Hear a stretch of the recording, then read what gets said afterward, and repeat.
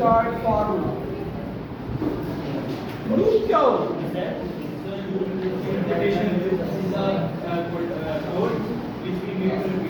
हाँ, जब आप किसी स्पेसिफिक टास्क को इटरेट करना चाहते हैं, रिपीट करना चाहते हैं, दोहराना चाहते हैं, बार बार एक काम को परफॉर्म करना चाहते हैं, तो हम कहते हैं हमें कौन सा कोड लगाना है? लूप। फॉर एग्जाम्पल, मैंने पहले भी कहा, अगर मैं प्रिंट कराना चाहता हूँ आई लव पाकिस्तान और मैं कहता हूँ मैंने 1000 टाइम रिपीट करना, तो एक ऑप्शन तो ये है कि आप प्रिंट कमांड लिखिए, प्रिंट एंड उसमें आई ओनली राइट पाकिस्तान या आई लव पाकिस्तान, और फिर मैंने ये 1000 टाइम लिखना है तो बहुत मुश्किल हो जाएगा। एक ही कोड को बार बार रिपीट करना है, तो उसकी बजाय हम क्या करेंगे? हम एक फॉर लूप लगाएंगे और उसको बता देंगे कि आपने 1000 टाइम रिपीट करना है, वो 1000 टाइम रिपीट होगा। और सिर्फ फॉर लूप का जो मेन कोड है वो सिंगल लाइन है, फॉर लूप को इन्फॉर्म करने के लिए फॉर लूप है। तो क्या कोड होता है कि फॉर लूप का? सब लोग जाग जाएं। फॉर लूप एक्चुअली इस लाइन का नाम है। ये जो टेक्स्ट है ये कंप्लीट स्ट्रक्चर है फॉर लूप को समझाने के लिए। मीन जो सिंटैक्स है उसमें आपको यहाँ नजर आ रहा है कि ये वही स्ट्रक्चर है जो मैंने नीचे हाईलाइट। क्या कोड होता है फॉर लूप का? सबसे पहले क्या लिखा होता है? फॉर। जैसे मैंने एग्जांपल में भी क्या लिखा? फॉर। फिर फॉर लिखने के बाद आपने क्या लिखना होता है? वेरिएबल। वेरिएबल का नाम कुछ भी हो सकता है, एक्स वाई जी, असलम, अकरम, अहमद, अल्फा, बीटा, जो मर्जी नाम दे। और वेरिएबल हमेशा, मैंने पहले बार बार बताया हुआ है कि वेरिएबल से मुराद होता है कोई एक बॉक्स और space in the memory, RAM. RAM में अगर मैंने कोई वेरिएबल एक्स बनाया है तो इसका मतलब, फॉर एग्जाम्पल मैं कहता हूँ एक्स इज इक्वल टू, जैसे लिखता हूँ एक्स इज इक्वल टू, तो क्या होगा? रैम में एक स्पेस बन जाएगा। पाइथन कोड के अंदर जब भी वेरिएबल का नाम और इक्वल का साइन लिखते हैं उसी वक्त पीछे इंटरप्रेटर क्या करता है? रैम के अंदर एक बॉक्स बना, इस बॉक्स आई से x इक्वल 5, तो अब जो आपके पास वेरिएबल है x, उसमें 5 स्टोर हो जाएगा। इसी तरह फॉर लूप के अंदर भी फॉर लिखने के बाद आगे जो चीज लिखेंगे वो वेरिएबल का नाम है। आप इस वेरिएबल का नाम क्या लिखा हुआ है? फ्रूट। जैसे ही फॉर के बाद पाइथन के इंटरप्रेटर को कोई लफ्ज नजर आएगा वो उसी नाम से फौरन रैम में क्या बना देगा? एक बॉक्स बना देगा।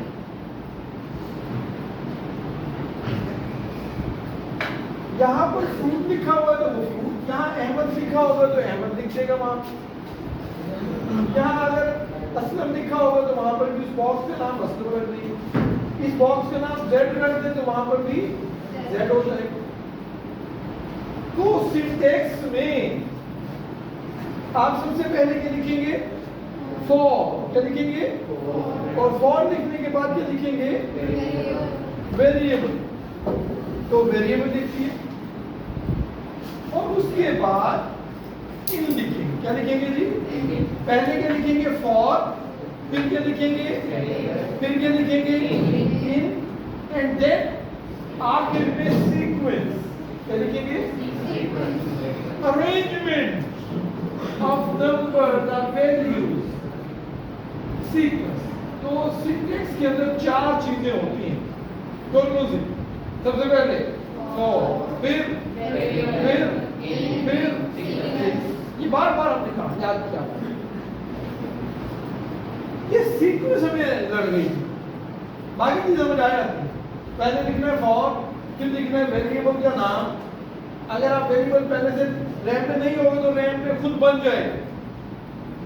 अगर पहले से वेरिएबल रैम में नहीं बना हुआ, जैसे मैं लाइन लिखूंगा वो इंटरप्रेटर खुद ही बना देगा। मैं लिखा फ्रूट तो वहां खुद बनेगा।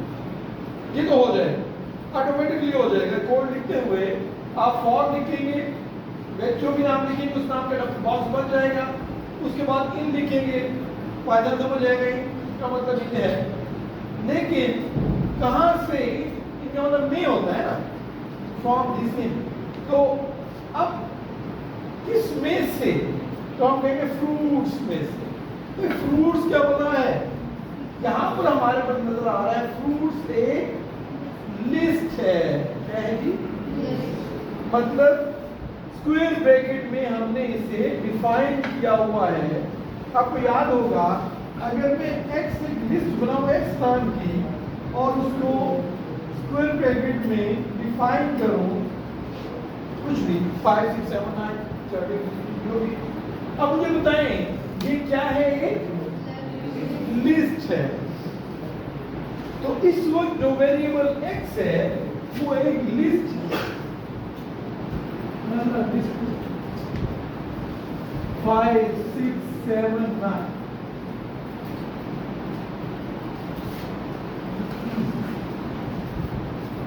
इसी तरह फ्रूट्स भी के लिस्ट है। इसमें कितनी वैल्यूज पड़ी हुई है? 3। तो हम कहेंगे यहाँ पर रैम के अंदर भी फ्रूट्स के नाम की एक लिस्ट होगी, उसमें 3 वैल्यूज पड़ी होंगी और एक का नाम है एप्पल, फिर चेरी। तो सिंटेक्स के अंदर जब भी कोड लिखेंगे सबसे पहले लिखेंगे फॉर, फिर लिखेंगे वेरिएबल का नाम, कोई नाम लिखेंगे वो खुद एक बड़ा बॉक्स बन जाएगा। फिर लिखेंगे और फिर लिखेंगे समझ आती है बात, कोई इशू नहीं। लेकिन सीक्वेंस जो है उससे मुराद होता है लिस्ट।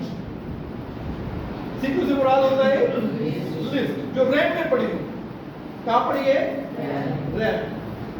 वो पहले बनाई हो, उसके बगैर लूप नहीं चलेगी। लूप चलाने के लिए हमें पहले सीक्वेंस बताना जरूरी है, और सीक्वेंस का मतलब लिस्ट। तो लिस्ट डिफाइन करना जरूरी है। अब अगर मैं लिखता हूं फॉर फ्रूट इन फ्रूट्स, तो इससे मुराद होगा आपने लूप चलानी है, फॉर लूप चलानी है, लेकिन वैल्यूज उठानी है इस फ्रूट्स लिस्ट से। कितनी वैल्यूज पड़ी है? 1 2 3, 3 वैल्यूज पड़ी है। एप्पल बनाना चाहिए। अच्छा, आखिर में कॉलम भी लगाना होता है, आखिर में 2 नुक्ते। तो हमें लूप का सिंटैक्स तो समझ आ गया, काम कैसे होगा ये जरा देखते, वर्किंग देखते। इसकी वर्किंग क्या है? जब लूप का सिंटैक्स लिख लेते हैं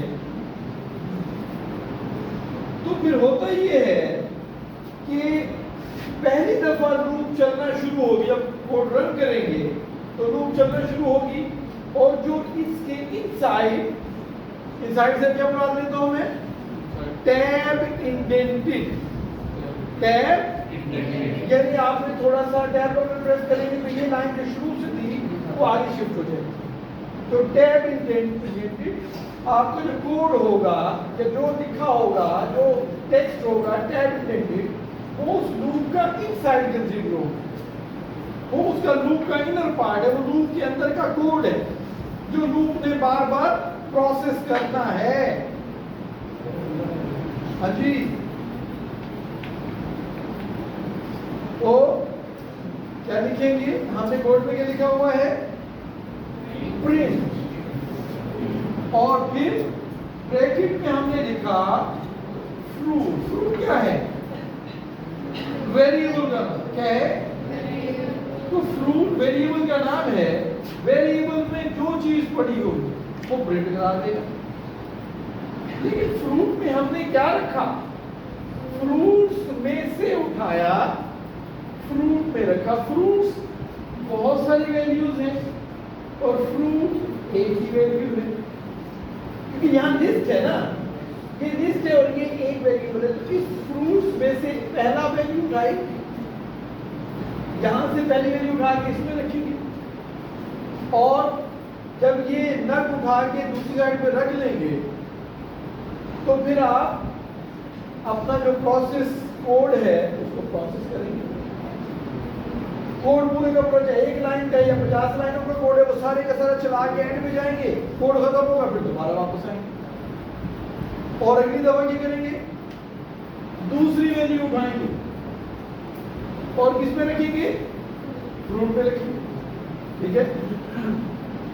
और फिर सारे का सारा कोड प्रोसेस करेंगे, 50 लाइन का कोड है, प्रोसेस करेंगे, फिर तीसरी वैल्यू उठाएंगे, फिर फ्रूट में रखेंगे और पूरे का पूरा कोड प्रोसेस करेंगे। ये जो आपकी वैल्यूज हैं ये किसका काम कर रहे हैं, नग का, नगों। मैंने पहले भी एग्जांपल दी थी, दोबारा दोहरा देता हूँ। मेरे पास 10 स्टोन्स हैं, पत्थर हैं, कंकरियां हैं, मैंने रखी हुई हैं और मैं कहता हूँ सीयर साहब को, सीयर साहब आपने यहाँ से वहां तक जाके फिर वापस आना। लेकिन कितनी दफा मैंने नग अपने पास रखी है, कंकर, मैं एक कंकर उठा के, एक नग उठा के, एक काउंटिंग ऑब्जेक्ट उठा के मैं एक साइड पे रखूं तो आपने मूव करना है, प्रोसेस करना है। फिर मैं दूसरा नग उठाऊंगा तो आपने दूसरी दफा प्रोसेस करना है, मूव करना है, तीसरी दफा फिर मूव करना है। तो मैं जब पूरे नग हो जाएंगे उतनी दफा आपकी काउंटिंग कितनी हो जाएगी, क्योंकि मेरे पास 10 चीजें थी, तो यहाँ से वहां तक वापस आने तक की मूवमेंट 10 टाइम्स है। ये जो आपके पास लिस्ट के अंदर चीजें हैं कितनी है, 3, इसको कोड भी कितनी दफा चलेगा, 3 दफा। कोई मसला, अगर इसमें 50 चीजें रख लेंगे तो इसका मतलब देखते हैं, ये कोड हम रन करके देखते हैं वाकई 3 दफा चलता है कि नहीं। कोई क्वेश्चन है, एनी क्वेश्चन?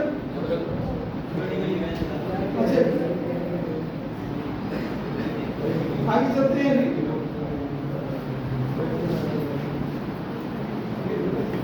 हमने यहाँ एक लूप लगाई और उस लूप के अंदर फ्रूट्स के नाम की सीक्वेंस हमने यूज की, ऐसे ना।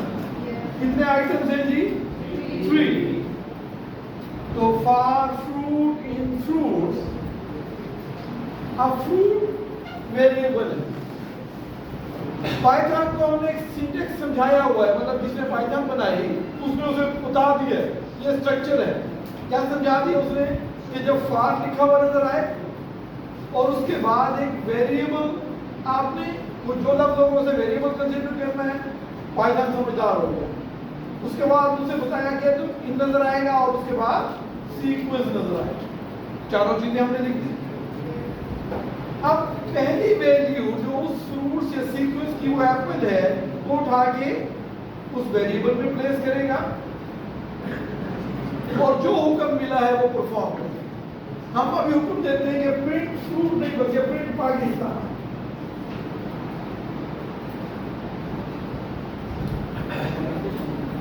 एक घंटे के बाद लेक्चर होगा, मैंने भी समझाया था कि लेक्चर हम 1 घंटा आगे शिफ्ट कर दो, ठीक है। तो मैं इंशाल्लाह लेक्चर एंड होती उधर आते हैं। तो कितनी दफा पाकिस्तान प्रिंट होगा, 3 टाइम्स। कितना प्रिंट हुआ जी, नजर आ रहा है, हमें नजर आ रहा है पाकिस्तान 3 टाइम्स प्रिंट हुआ। क्यों? क्योंकि कितने नग थे, 3 नग थे, 3 काउंटिंग ऑब्जेक्ट्स। कौन कौन से? एक एप्पल बनाना है, अगर मैं एक और ऑब्जेक्ट रख लूं,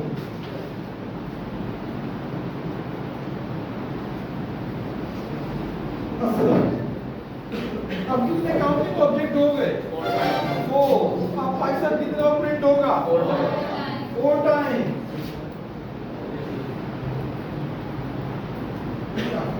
मैं इसे रन करता हूं तो 4 दफा प्रिंट हो गया। देखिए फॉर लूप अपना काम परफॉर्म कर रही है। ये कोड जो फॉर के बाद फॉर लूप वाला कोड है, यानी यहां से ये वाला, ये फॉर लूप का कोड है, उसमें पहली लाइन असल फॉर लूप का मेन कोड है, और जिस कोड को उसने बार बार प्रोसेस करना है उससे नीचे वाली लाइन है। अगर मैं यहाँ पाकिस्तान के बाद एक और लाइन लिख लूँ,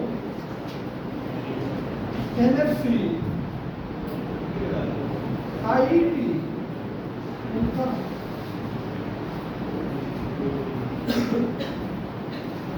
अब मुझे बताएं पाकिस्तान और NSCIT भुगतान कितनी दफा लिखा हुआ नजर आएगा? 4 टाइम, ऐसे ना। हम इसे क्लियर करते हैं, बड़ी करते हैं ताकि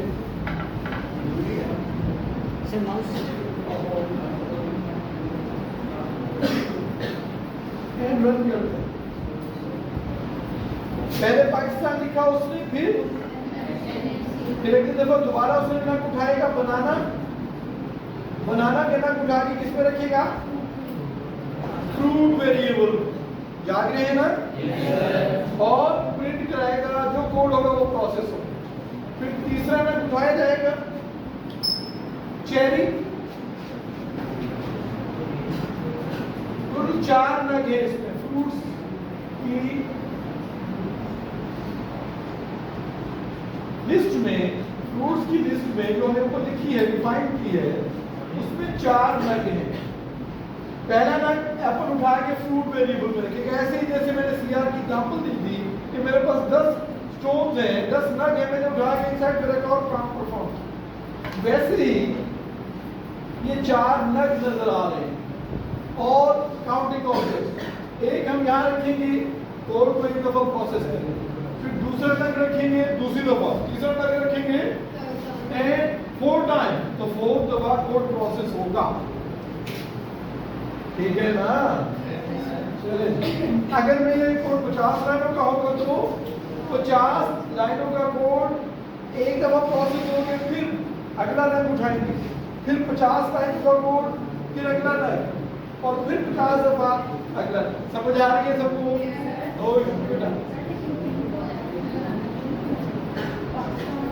अच्छा, ये मैंने एक और क्लास ली, उसमें भी क्वेश्चन था और अभी दोबारा क्वेश्चन है, इसका मतलब कंफ्यूजन है और बहुत अच्छा है, ये चीज क्लियर होनी चाहिए। क्वेश्चन ये है कि प्रिंट तो हमें, जब हमने लिखा एप्पल उठा के इसमें रखा, तो प्रिंट तो एप्पल को होना चाहिए, पाकिस्तान कहां से प्रिंट होगी? क्वेश्चन समझ आया? क्या कह रहे हैं क्वेश्चन में? जितनी जो चीज आप उठा के प्लेस कर रहे हैं डब्बे में, वेरिएबल में, वही चीज प्रिंट होनी चाहिए भाई। वो तो एक काउंटिंग ऑब्जेक्ट है, बस उसका मकसद है काउंट करने के लिए यूज किया। उस एप्पल को, बनाना को, चेरी को, असलन को हमसे लेना देना कुछ नहीं है, उसको हमने जस्ट यूज किया है पत्थर। तो ये उठा के यहाँ लगा, काम तो भागना है, उसकी कोई वर्थ नहीं, आप उसे यूज करना चाहे तो कर सकते हैं। हाँ, अब आप लिखें यहाँ पर फ्रूट लिख लें। अब देखिए, इसके ऊपर मैंने कहीं इन्वर्टेड कॉमास नहीं डाला, लेकिन अब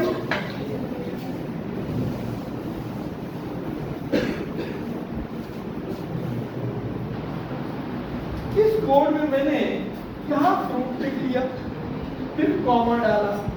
अब ये इन्वर्टेड कॉमास में नहीं है, इसका मतलब ये क्या है? वेरिएबल। ये क्या है? अब ये टेक्स्ट नहीं है, एज इट इज प्रिंट नहीं होगा फ्रूट, बल्कि इसमें, इस डब्बे में, जो फ्रूट एक डब्बे का नाम है, इस वेरिएबल में जो चीज पड़ी होगी वो प्रिंट होगी। सारे जाएंगे? समझ आ रही है? सब बच्चों को समझ आ रही है? किस डब्बे में पहले दफा हमने क्या रखा था? तो चली गई। इस डब्बे में, फ्रूट में पहली दफा हम क्या प्लेस कर रहे हैं? एप्पल। तो प्रिंट होना चाहिए, जब लूप चल जाएगी दूसरी दफा बनाना, तो फिर तीसरी दफा चेरी, तो फिर चेरी प्रिंट हो, चौथी दफा असलम, तो फिर देखते हैं, इसको रन करते हैं जी। मुझे समझ आया? कि हमें फ्रूट प्रिंट करना लाजमी नहीं, जो चीज परफॉर्म करना चाह रहे हैं वो तो एज ए नग है, एज ए काउंटिंग के लिए यूज हो रहे हैं वो चार चीजें करने। देखिए पाकिस्तान जो एप्पल है, पहली दफा एप्पल प्रिंट हुआ, अगली दफा बनाना उठा के यहाँ रखा और कोड चलाया, जो कोड में होगा पायदान में वही चला देना। हाँ हाँ, इसकी जगह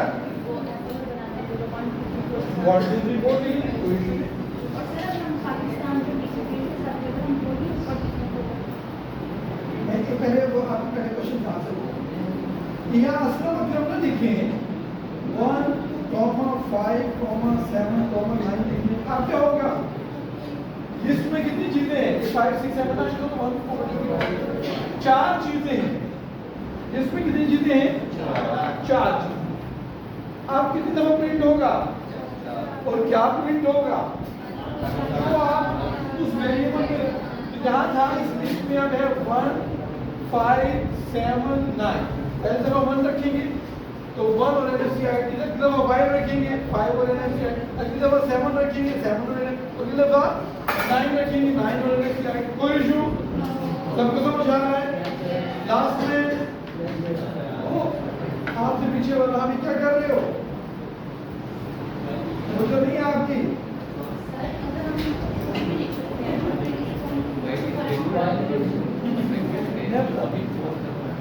अब आपकी समझ आया।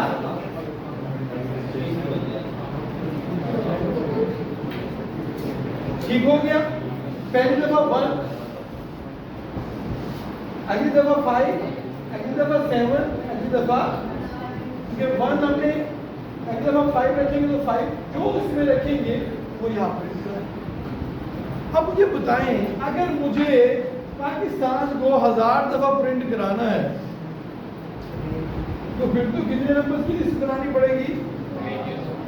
ये क्या कोई अच्छा तरीका है, ये तो बेवकूफी है। तो फिर क्या करना चाहिए, रेंज का फंक्शन यूज करना चाहिए। ठीक है, तो हम करते हैं, हम कहते हैं एक और तरीकेकार भी है भाई, आप लिस्ट डिफाइन कर सकते हैं रेंज। जैसे मैं कहता हूँ z is equal two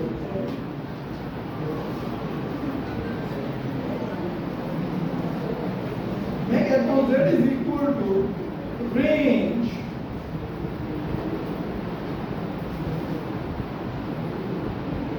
of 3 to 7। इसका क्या मतलब है,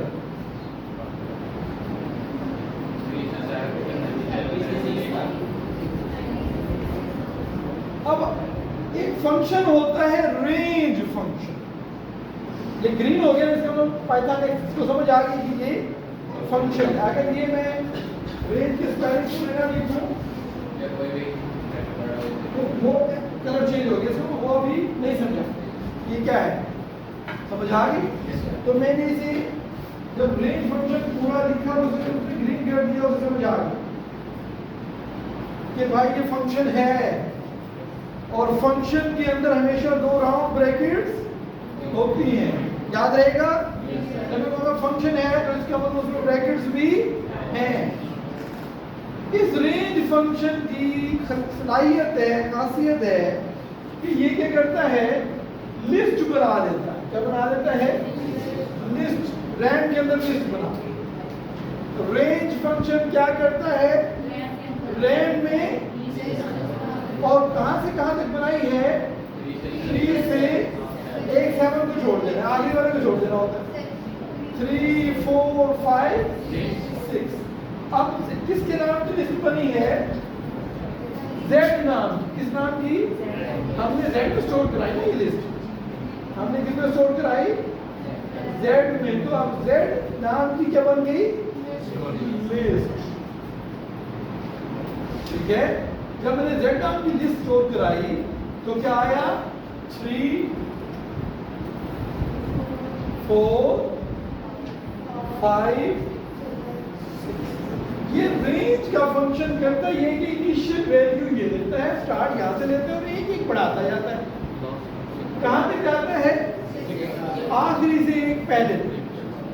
तो तो 7 है तो 6 तक जाएगा। अगर मैं यहाँ 15 लिख दूंगा तो 14 तक जाएगा। अगर मैं यहाँ 1 लाख लिख दूंगा तो 99,999 तक जाएगा। तो समझ आ रही है? 50 लिख दूंगा तो 49 तक जाएगा।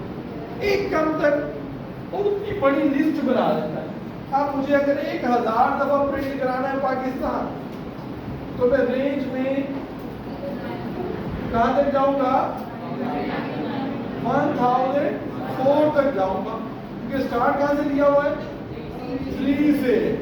3 भी शामिल होगा, काउंट करते करते करते करते आखिर में जाऊंगा 1000 तक, तो पूरी 1000 नहीं होगी, 3 से स्टार्ट किया है ना, 1004। कोई मसला? और फिर हम इसे प्रिंट कराते हैं, क्योंकि मैंने Z के अंदर जो लिस्ट में पड़ी हुई वैल्यू किसमें स्टोर कराई? वेरिएबल में। वेरिएबल का नाम क्या है? फ्रूट। नाम असलम भी हो सकते हैं, अहमद भी हो सकते हैं, जो मर्जी रख दें। और फिर प्रिंट कराएंगे तो सबसे पहले वैल्यू क्या आएगी एनएफसीआईडी के साथ? 30 आएगी, क्योंकि स्टार्ट में कौन सी वैल्यू पड़ी हुई है? 3, तो 3 आएगी। समझ आ गई बात की? करके देखते हैं 3 आती है कि नहीं आती। और जो समझ आ रही है? नहीं समझ आ रही? आ रही है? गुड। सारे जा गए? आया 3, फिर 4, फिर 5 और 6। अगर मैं 7 की बजाय 9 कर दूं तो कहां तक जाएगा? 8 तक जाएगा। शाबाश। देखते हैं जी, इसे क्लियर करते हैं। और स्टार्ट कहां से लेगा? 3 से, 4 से नहीं, ये थोड़ा स्क्रीन छोटी है हमारी। कहां से लिया? 3 से, और फिर 8 तक। अब यार कहां से स्टार्ट किया? 3 से। ये मैं क्लियर कर दूं पहले ताकि आपको सारा। अब देखिए, ये वाला क्लियर कर रहे हैं, क्लियर आप नहीं करते हैं,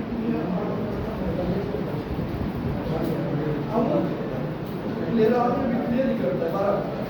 हाँ, नहीं अपने प्रॉब्लम। अब हम ये कह रहे हैं, कि वो 3 से 8 तक जाएगा। रन करते हैं। कहां से किया स्टार्ट? 3 से, और नीचे मूव करते करते जाएंगे तो 8। कोई इशू नहीं। अगर मैं ये चाहूं कि 0 से स्टार्ट करूं तो फिर कहां से स्टार्ट करेगा? और कहां तक जाना चाहूंगा? तो 5 तक। तो 0 से रन करते हैं। 0 से स्टार्ट किया, 1 2 3 4, फिर दोबारा कमांड प्रॉम्प्ट आ गया। कमांड प्रॉम्प्ट जाहिर हो गया। ये बेटा तो उससे बड़ा नंबर 6 लिख लें तो वो 5 आ जाएगा। आपकी तो लिमिट कहीं रुकेगी ना, आप उसे बड़ा लिख लें। अच्छा जी, आगे चलते हैं। अगर कुछ लोग पाइथन इतनी समझदार है, अगर आप स्टार्टिंग नंबर वैल्यू ना भी दें तो वो खुद समझ जाता है कि आप पहले 0 से ही स्टार्ट करना है। जैसा कि मैं 0 ना लिखूं और मैं कहूँ जी स्टार्ट 0 से ही हो, तो जब खाली 5 लिखूंगा तो वो कहां से लेगा? 0 से जाएगा। और कहां तक जाएगा? 14। मैंने स्टार्टिंग वैल्यू नहीं दी। रेंज फंक्शन में जब इनिशियल वैल्यू नहीं दी जाती तो वो इनिशियल वैल्यू क्या एज्यूम करता है? 0। फार्मूला समझ आ गई? ये रेंज फंक्शन लिस्ट बनाता है। हाँ, लिस्ट बनाता है। तो अगर हम इधर z प्रिंट करेंगे तो लिस्ट आएगी। हाँ बिल्कुल, प्रिंट करते हैं कि z।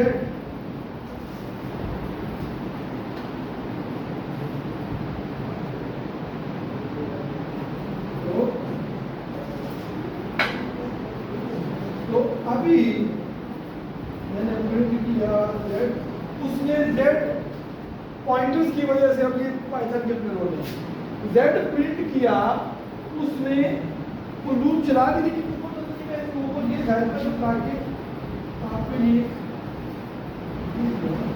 मसाइल हैं। 1 मिनट में इसको वाइप कर दूं या लिमिट कम कर दूं, 2 कर दूं। पहले वाइप करके दिखा दो, फिर इसको कट कर रहा हूं मैं, डिलीट नहीं कर रहा, रन करता हूं। दिया मैंने कट किया वापस लिखूंगा, परेशान नहीं होना। क्या ये 0 से 5 की लिस्ट चाहिए, लेकिन किस शक्ल में? रेंज। देखो मैंने रेंज नहीं प्रिंट किया, तो जो ये वैल्यू है वो 5 लिखने पर भी उसने बताया लिस्ट कहां से कहां तक है, 0 से 5। अच्छा, अब ये पाइथन ने लिस्ट ही इसे रिज्यूम करता है, ये क्यों ही सारी शक्ल में देता? अगर मैं फर्स्ट के लिख देता 1 लाख तो वो टाइम का ज़्यादा ही था ना, क्यों से मुद्दे मैंने डिफाइन किया हुआ है। इतनी बड़ी लिस्ट है, अब वो क्या सारी 0 से स्टार्ट करें 1 2 3 4 5 जो उसने रैम में लिखी है वो यहाँ लिख के दिखाए, उसका आपको सवाब होगा। उधर का कोई जरूरत नहीं है, रैम में ऐसी पड़ी है, मैं सारा प्रिंट करूँगा तो मुझे टाइम लगेगा, रिसोर्सेज का ज़्यादा है। बस पता है 0 से स्टार्ट होगा और 1 लाख तक जाएगा, ज़्यादा स्टार्ट में जाएगा। तो ये लिस्ट डिफाइन हुई है किस फंक्शन से?